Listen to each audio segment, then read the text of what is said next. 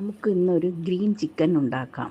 അതിന് വേണ്ടി ഒരു കഷ്ണം ഇഞ്ചി 4-5 കഷ്ണം ആക്കിയതും, ഒരു 4-5 വെളുത്തുള്ളി അല്ലിയും, ഒരു 7-8 കാഷ്യൂനട്ടും, ഒരു 5-6 പച്ചമുളക്, ഒരു 2-3 ആക്കിയതും, ഒരു പിടി മല്ലിയിലയും ഒരു പിടി പുതിന ഇലയും, 2 ടേബിൾ സ്പൂൺ തൈരും, പകുതി നാരങ്ങയുടെ ചാറും കൂടി ഒരു മിക്സിയുടെ ബൗളിൽ ഇട്ട് എല്ലാം കൂടി നന്നായിട്ട് ഫൈൻ പേസ്റ്റാക്കി അരയ്ക്കുക.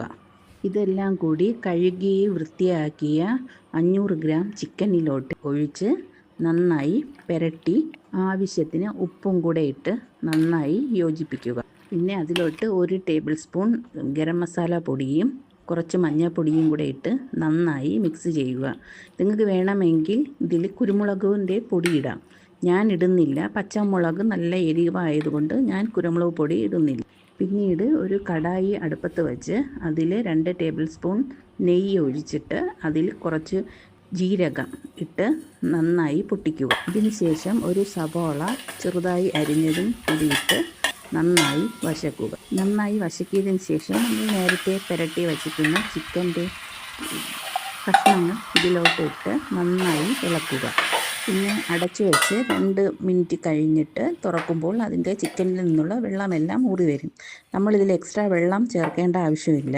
ഇതുപോലെ 2-3 പ്രാവശ്യം അടച്ചും തുറന്നും നമ്മൾ ഇളക്കിക്കൊണ്ടിരിക്കണം.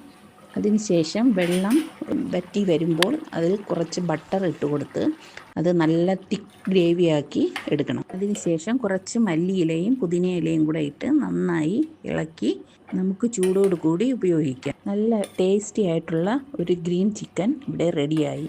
ഇത് ഉണ്ടാക്കാൻ എളുപ്പവും അതിലേറെ ടേസ്റ്റുമാണ്. എല്ലാവരും ഉണ്ടാക്കി നോക്കണം.